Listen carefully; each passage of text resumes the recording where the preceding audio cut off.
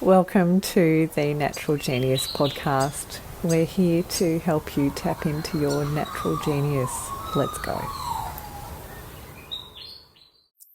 Annie Faulkner and I met at a networking event, and she was a very impressive speaker on senior change management programs and transformation in business. She has gone on to move from Melbourne to Berlin and work internationally and bigger programs, and coaches a lot of different senior executives. So she has seen a lot, and she's also beautifully multifaceted with lots of interests. So I'm looking forward to seeing her for the first time in quite a while. Enjoy listening to the wisdom of Annie. Annie, welcome to the Natural Genius podcast. It is a pleasure to see you. And we've just worked out that it was 2008 when we met. So that is correct.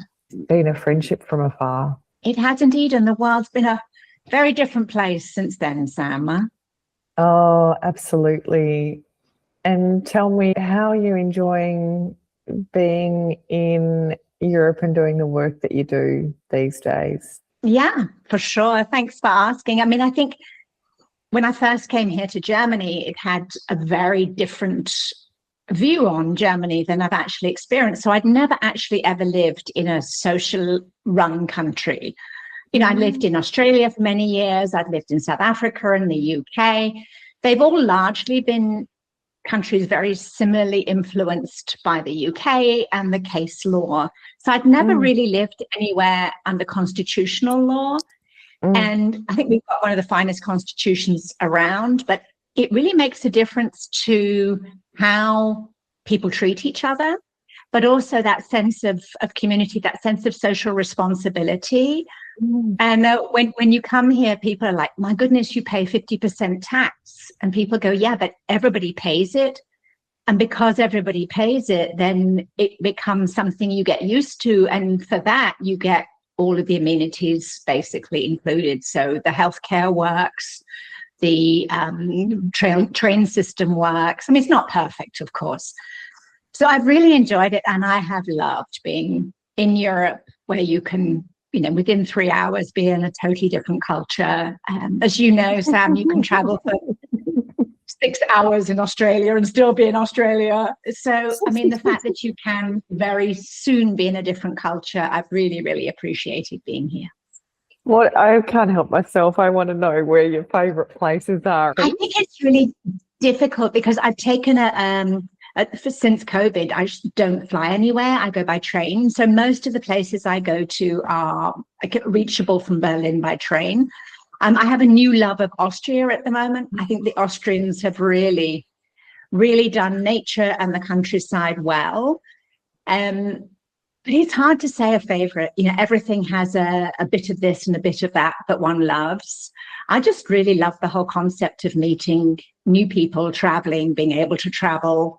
And that's a luxury that isn't afforded to all of us. Annie, tell me more. Yeah, I mean, Austria is a relatively small country in itself compared to Germany, but we've really loved to go out hiking and get into nature.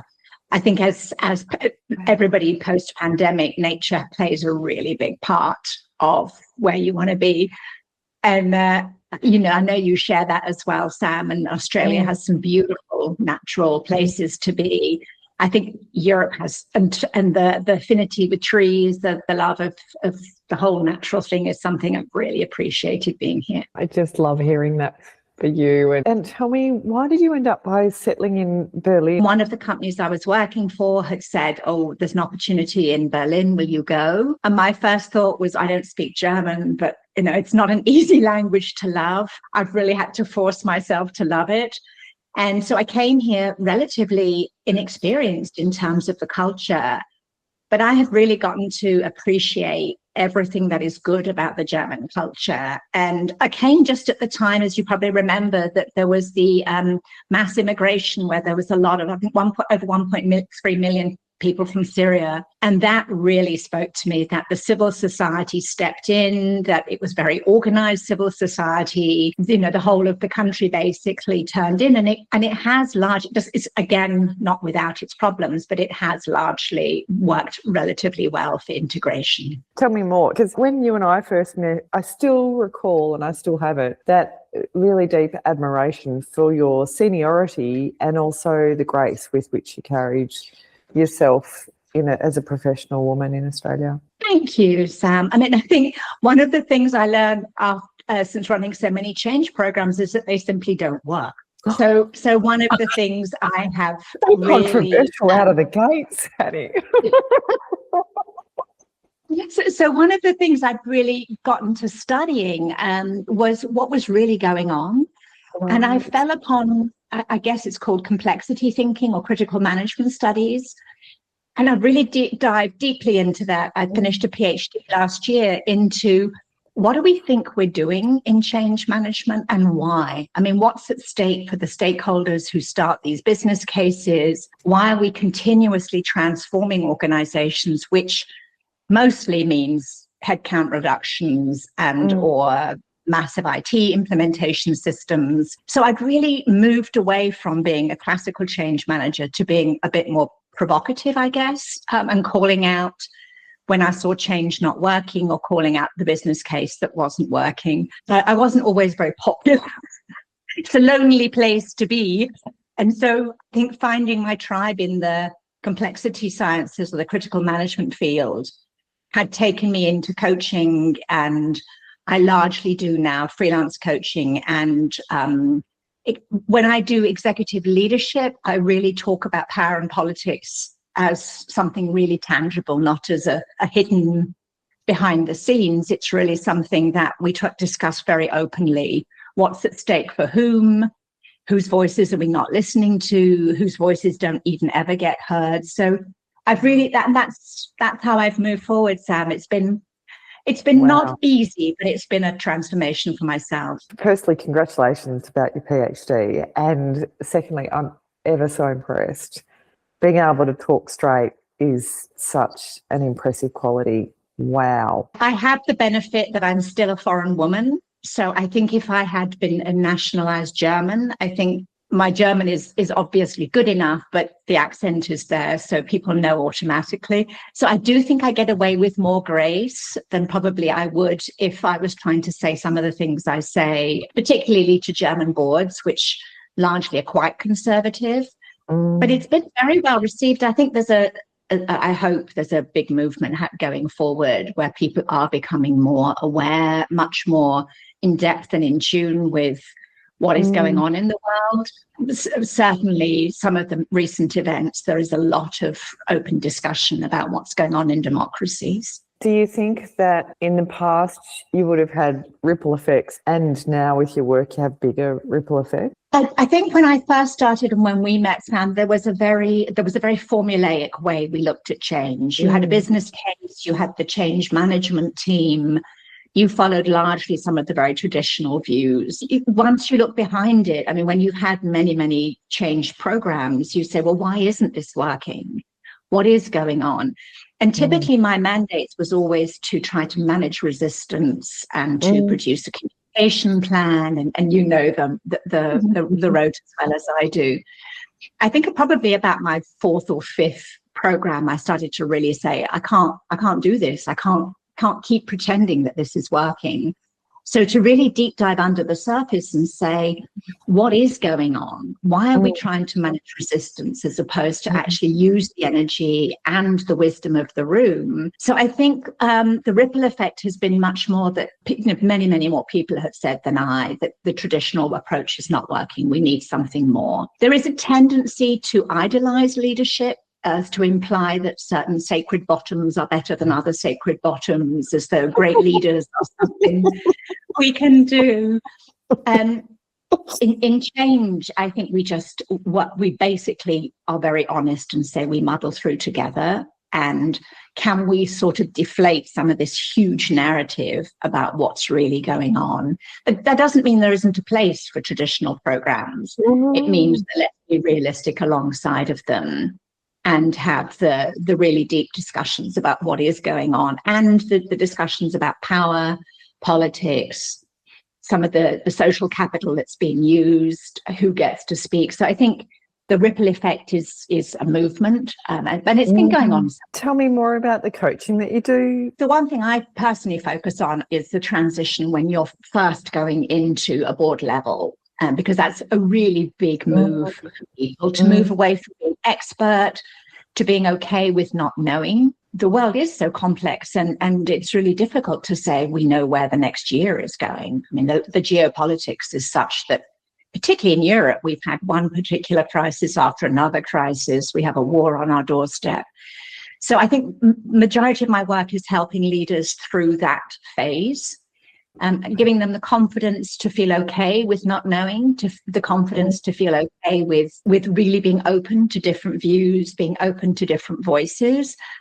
But where I find the most impact is in group coaching, which is typically peer-to-peer, because then people can become really vulnerable, but actually work on real cases. So it becomes a shared sense of, I'm not alone in this. There are similar-minded people facing the similar types of projects. And have you got any tips for how to deeply listen and how to sense into what needs to be talked about? You know, one of the things I come across a lot at the moment is we're losing that ability. I think the digital world is that we are actually becoming unable to listen deeply, particularly if we don't agree with the voices that we're hearing. I've had to train myself to stay in conversation even when it's deeply difficult. And that's something you can do. I think most people try to resolve conflict too soon without really saying, what is it that's emerging here out of the conflict?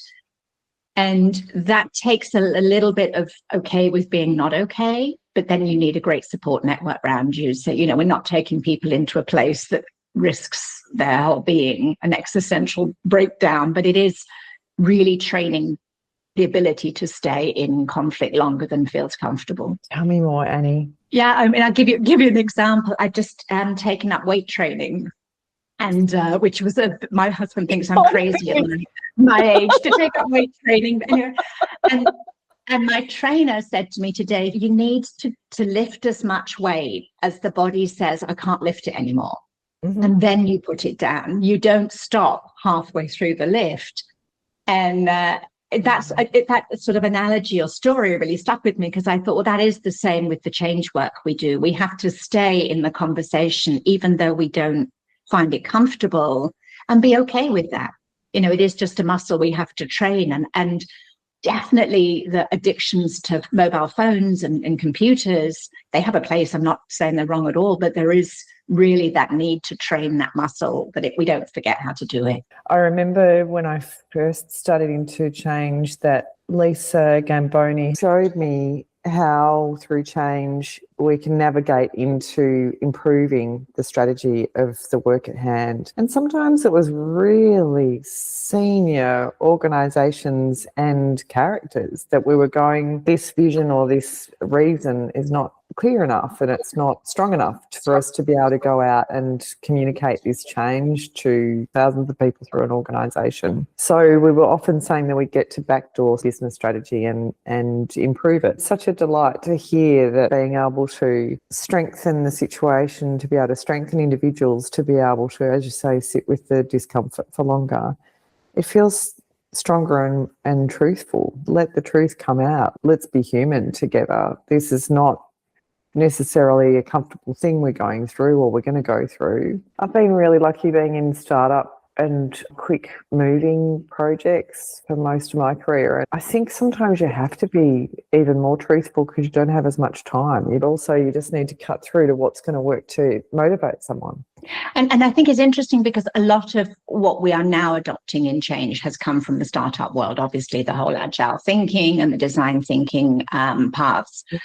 I mean, there are many, many good facets of startup that come into main corporate change management.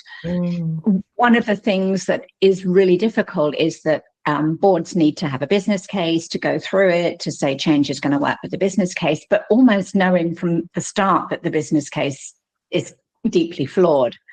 And that's something it's hard for board members to openly say, and it's hard to sit when there is a lot of resistance. It's hard when the noise gets loud to give enough confidence to a board to say, this is just natural. This is a natural part of what we're going to go through together, as opposed to actually, I mean, the temptation to try to manage everything is overwhelming, and the need to be in control is a human facet that we have developed in the West, thinking about the way we run businesses. So actually to be able to sit in this for longer than we feel is necessary or needed, while still acting very fast afterwards. That's the thing that I think we learn from startups is, let's not debate it. Let's agree what's coming out of these conversations, and let's just get to action.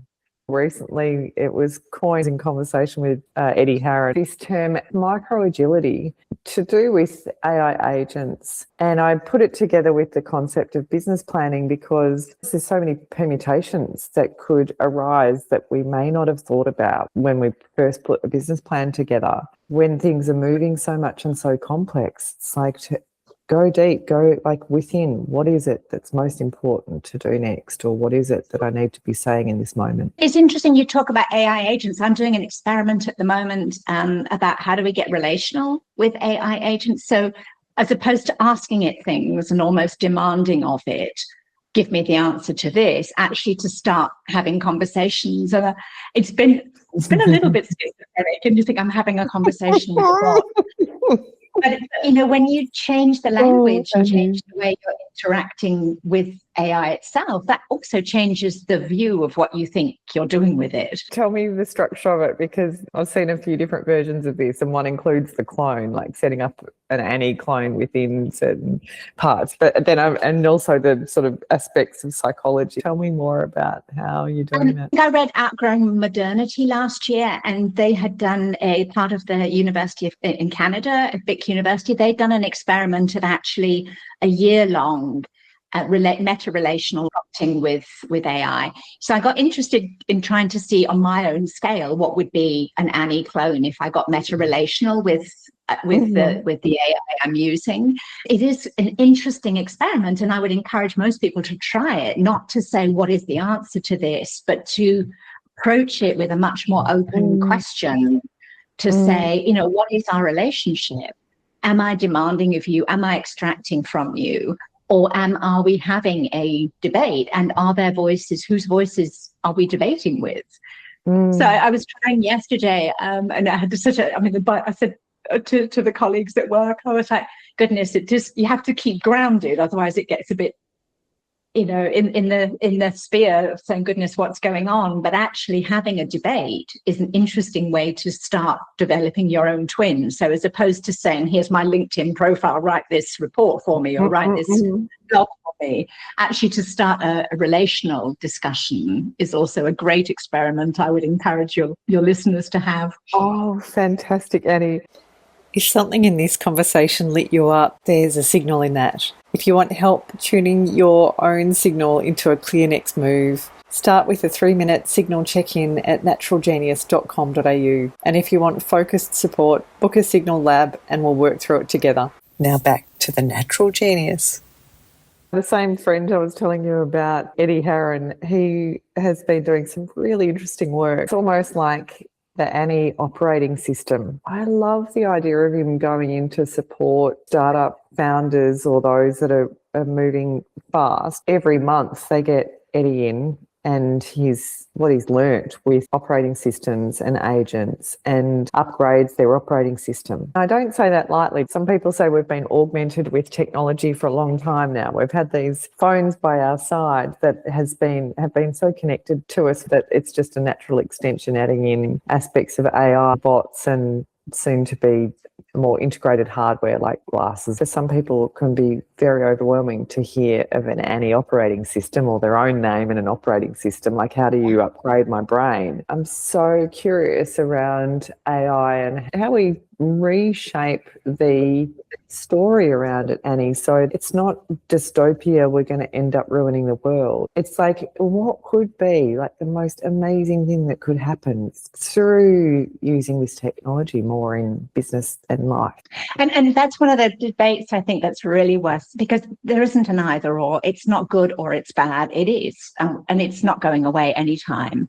So I've been really curious about what can I build a relationship with and whose voices are not in there. So when we are asking questions or we're looking for debate, are there voices that are very quiet? And then you can obviously, depending which AI you're interacting with, you can obviously go and select specific sources and say, I'm deeply curious if we included this point of view in it, or if we included these systems in it.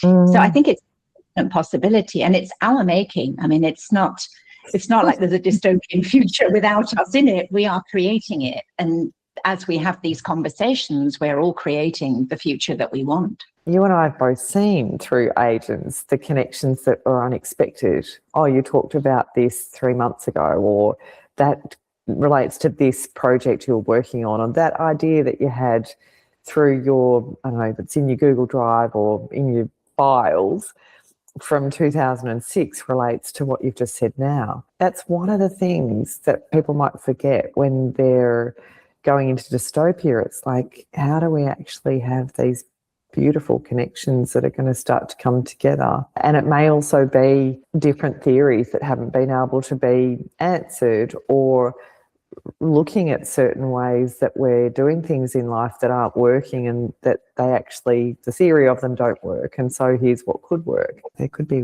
wonderful, wonderful things that are going to come. And I truly also believe, I mean, nature has a beautiful way of showing itself. So the voices that we don't necessarily find at the moment in our AI systems, languages that aren't necessarily written down or that aren't Western text. And particularly we started talking about leadership. I mean, a lot of the leadership is relatively recent and is mostly Western, very heavily involved in the patriarchy. So, but there are endless Indigenous voices, there are endless historical voices that I think are wonderful to hear from again, which we wouldn't necessarily know of or even have the opportunity to engage in without the use of technology. When you were talking before about conversing with AIs, you mentioned at board level, and I was thinking, I read a book years ago that was talking about keeping a seat for the planet at the board table. And then since then I've also heard people talking about put a seat for the children, and then also I've heard put a seat for the wise ones, or the elders, or the Indigenous folks from lands involved, I guess. Even just sitting as a board member and having that perspective, or just thinking about a potential seat like that, I think that that's a sweet way of being able to expand strategy or expand thinking. And there is a lot of pressure on boards on short-term thinking. We know that, particularly if they're large companies and they're answerable to the financial markets, it's a lot of pressure they're under. And there's been a rough few years in Europe, particularly around cost structures and supply chains. So if there is prompts and voices and ideas that say, we've been through this before, this is a relatively recent pattern we've got now, what might scenarios look like in the longer term? Where have we experienced this before? Where are voices that can offer us different thinking? Then I think we're really onto something that is incredibly supportive for boards, because it isn't, as I said, you mentioned idealistic. I mean, leadership is itself an ideology. So I think there's nothing necessarily wrong with that. It's just being truthful about what we think we're dealing with. When I was in Northern Australia years ago, there was a thriving community that I was lucky enough to spend time in, and the equivalent of like the chief there, he was talking about throwing out some consultants that turned up to their land one time, and he was saying, come back when you want to do a 100-year plan or a longer term plan. The Long Now organisation, I remember hearing about and looking at a lot of their stuff out of San Francisco, I think it is. And I like this multi-generational thinking. It's quite wild. And you and I in this conversation have been talking about micro agility and as you say, short-term thinking. To think about way longer a time scale is interesting as well.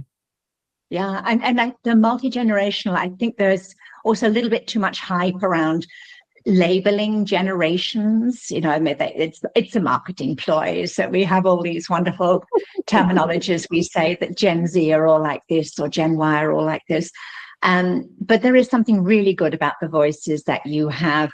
I mean, that's what diversity always had in its value, being able to hear all sorts of different perspectives, and the voices that we no longer hear from physically, we can still hear them in text and or drawings and or creativity. Oh, Annie, I love what you have to say. You remind me also that it's stereotypes as well as generations. I remember some of my friends' reactions to me going to network school last year was that I was going to Trumpland and the tech bros.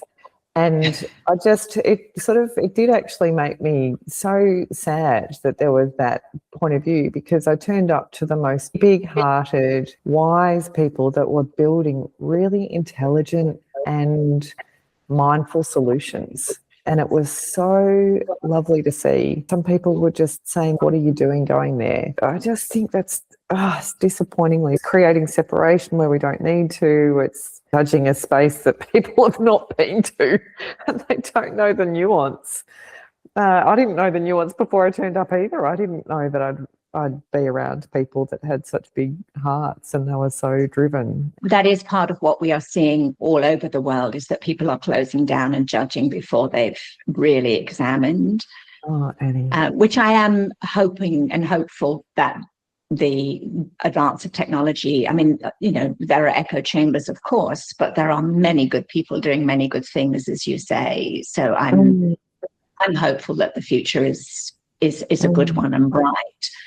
And it is about really experiencing things outside your own comfort zone. But we have gotten into a space where we really don't like being just uncomfortable, but it is something that's part of change. Yeah, and I think having had the trauma of the pandemic, I can understand that people are hunkering down. Let me shift it up a bit. I wanted to give you a compliment, because as much as you and I haven't been in that much contact, each time we have been messaging each other, you have had this sweet, very encouraging style.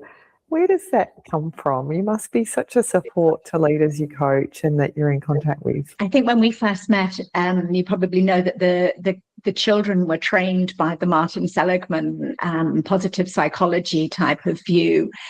And I remember when he first came into the school, he said, you know, what do you want your children to be? And of course, every parent says we want our children to be happy and healthy and whatever. And he said, what lesson do you think possibly is going to teach your children that? And a lot of what positive psychology had to offer was really this appreciation for what you've got.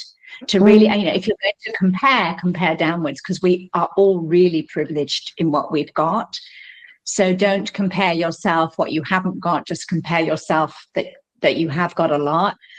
And I think that thinking has stuck with me so much that we can, you know, it's really in our making to stay in gratitude. And even when the most complex situations, there's always that ability to say, it's enough, we are enough, we've got enough, it's all okay. I think you probably remember, Sam, my eldest son is now an outback farmer. So that is unbelievable resilience in a way that, you know, outback Australia has been through all sorts of in the years. And he absolutely loves what he does. I mean, he is the most satisfied worker I've ever met. And it's amazing to see that in life. If you can go and do what you really enjoy doing, the nature of relations, the nature of things you do really gives you that sense of, actually, I'm doing okay, I'm doing a good job, I'm really supporting. So I think I've learned that from both text, from both academics, but actually from seeing it in life, when people really gets to stay in that positive, not toxic positivity, but stay in that positive space of we've got enough, we are enough. Yeah, I've never quite understood the toxic positivity.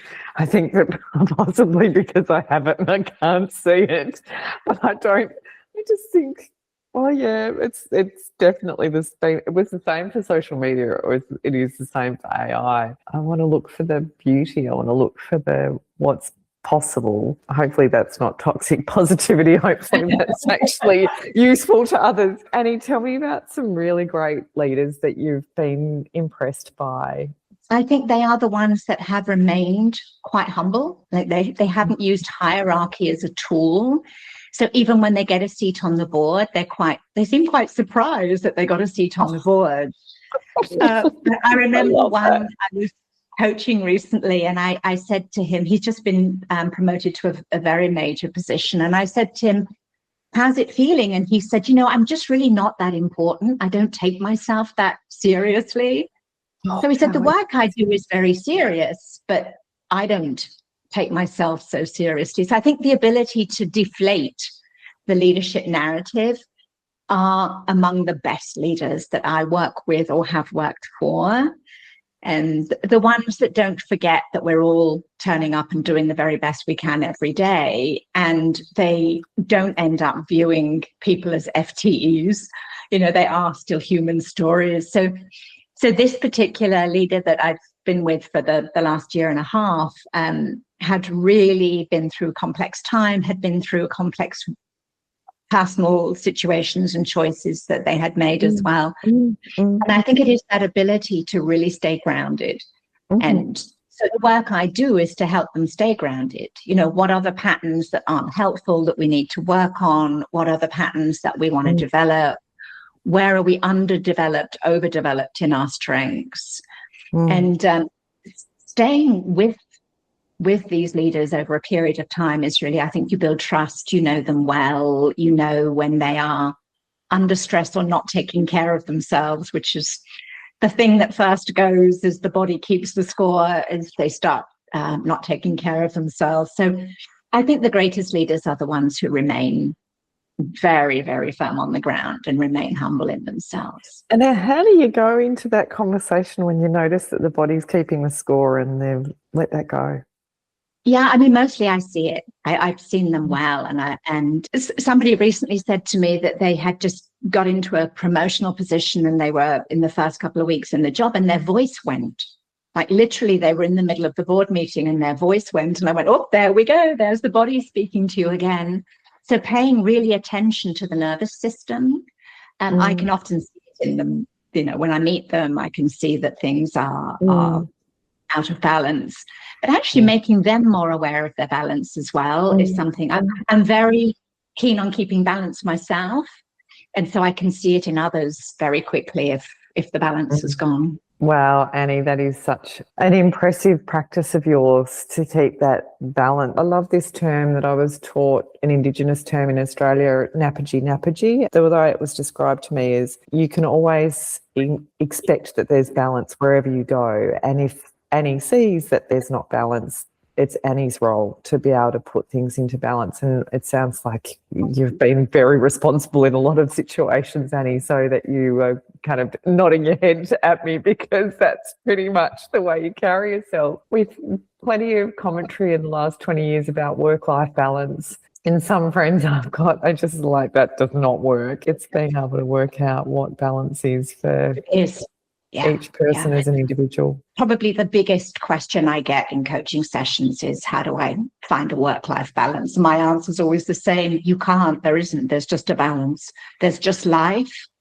And we make choices of what we do. So, if working 16 hours a day is a choice you make, don't expect the body to make that same choice. It's going to make another one. And either you choose it or it's going to be chosen for you. So we have to be really consequent of the choices we're making now and where that's going to show up in a few years' time for ourselves, our families, all of those around us. Oh my goodness, so much wisdom. Tell me some more stories about life right now. What are you enjoying doing? Oh, I'm taking up weight training 3 times a week, post 60.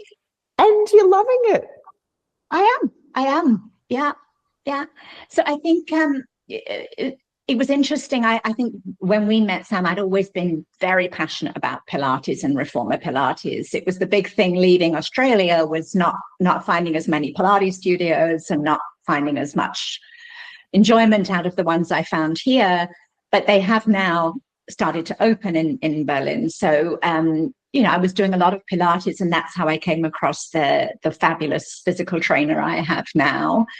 And I think that there are so many similarities between training your body and training your mind as a leader. It is the same muscle that you're training, which is, I need to be training regularly, but I also need to know I need to rest. So I can't do other sport in between the rest days if I'm going to take this seriously.